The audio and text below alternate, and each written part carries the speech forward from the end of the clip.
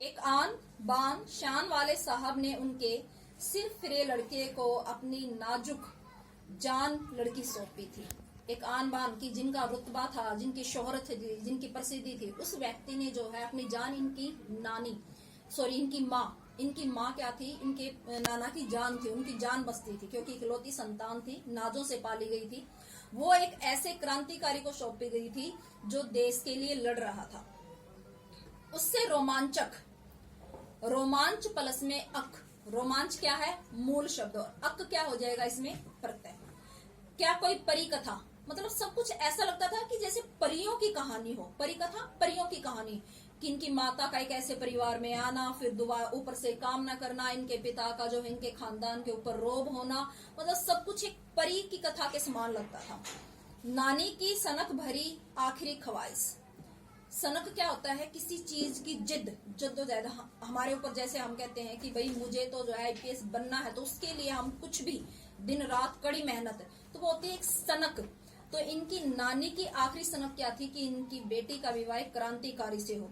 सनक, आखिरी ख्वाहिश और नाना की रजामंदी। और देखो नाना ने भी अपनी इतनी नाजों से पाली हुई बेटी को जो है, बेटी की शादी ऐसे घर में करने के लिए रजामंदी दे दी, इनकी नानी का विरोध नहीं किया। ये सब रोमांचक परिकथाएं ही तो हैं, और क्या है, जो कहानी को तिलिस्मी होता है जादुई, एक जादू उसके अंदर भर देती हैं, को और गाढ़ा बना चुकी थी। दूसरी वजह, अब पहली वजह तो इन्होंने बता दी कि क्या कारण था, इनके नाना का रोब था इनके परिवार के ऊपर, इनका पूरा परिवार इनके नाना से काफी प्रभावित था।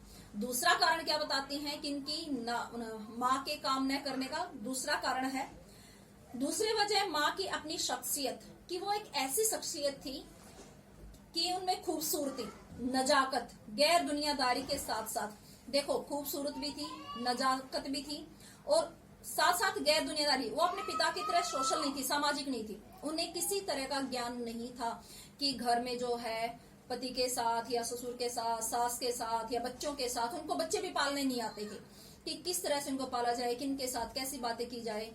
तो बिल्कुल ऐसी थी मानो किसी और ही दुनिया से आई हो। उन्हें बिल्कुल भी जो है भारतीय संस्कृति का ज्ञान नहीं था।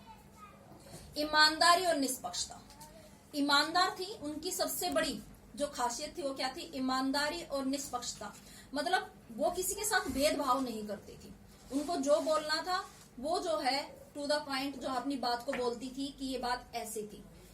कुछ इस तरह घुली मिली हुई थी कि परियों की जात से कम जादुई मालूम नहीं पड़ती थी, कि बिल्कुल ऐसा लगता था कि वो जो है परियों के देश से ही आई हो, परी जात की ही हो, जात उनकी कास्ट की।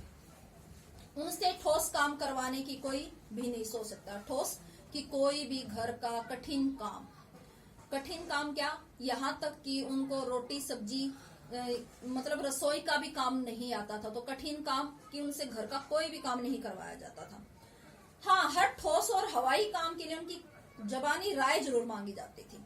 देखो परिवार इतना अच्छा था इनका कि इनकी माँ घर का कोई काम ना करते हुए भी घर में जब भी कोई काम होता था तो इनकी माँ से राय जरूर मांगी जाती थी। वरना आमतौर पर क्या होता है, भारतीय परिवारों में बहुओं से जो है पूछा नहीं जाता, राय नहीं मांगी जाती कि हम घर में ये काम कर रहे हैं, ये करें या नहीं करें, जबकि वो अपना घर में पूरा योगदान देती हैं, सहयोग देती हैं, उसके बावजूद उनकी घर में कदर नहीं होती। यहाँ लेखिका इस पाठ के माध्यम से यही समझा रही है।